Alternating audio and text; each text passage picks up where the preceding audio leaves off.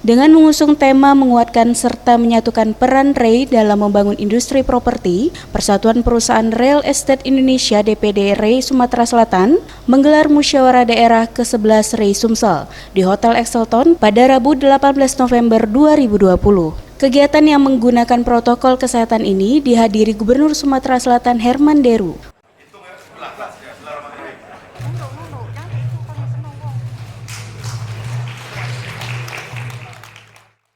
Usai memberikan kata sambutan, Gubernur Sumatera Selatan Herman Deru mengatakan sangat mengapresiasi usaha yang dilakukan oleh DPD REI, yakni memberikan pelayanan terbaik untuk para konsumen. Selain itu, dengan digelarnya Musda ke-11 dan dilantiknya kepengurusan baru ini, DPD REI terus berinovasi dengan tantangan dan persaingan global yang ada saat ini, serta terus menjalin hubungan kemitraan yang baik khususnya dengan pemerintah dan perbankan. Ini buka Musda REI yang ke-11. Saya berterima kasih kepada REI atas pelayanannya kepada konsumen yang begitu baik, tanggung jawabnya yang begitu baik, sehingga hari ini mereka bisa Musda yang ke-11.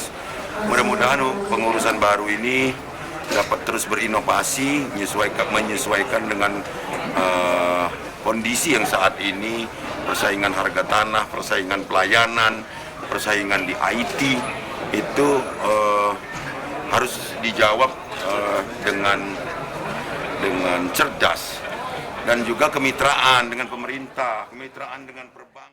Zewi Salim, Ketua DPD Real Estate Indonesia atau REI Sumsel periode 2020-2023 yang terpilih dalam Musda ke-11 REI Sumsel ini mengatakan, dengan kepengurusan yang baru ini, pihaknya berharap dapat bekerja lebih maksimal lagi. Ditambahkannya, ditargetkan pada 2021 mendatang, pihaknya menargetkan pemenuhan 15.000 unit untuk rumah FLPP atau Fasilitas Likuiditas Pembiayaan Perumahan dengan syarat pada awal tahun 2021 pandemi berakhir dan kondisi kembali normal. Jadi kita punya keinginan dan kita optimis di tahun 2021 apabila pandemi COVID-19 itu berakhir di awal tahun. Kita berharap di tahun 2021 bukan angka yang tidak pasti.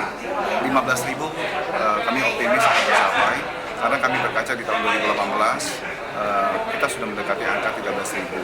Di tahun 2019 itu akan bisa melampaui, tetapi di tahun 2019 itu terjadi kendala masalah pembatasan kuota. Tim Liputan Sriwijaya TV.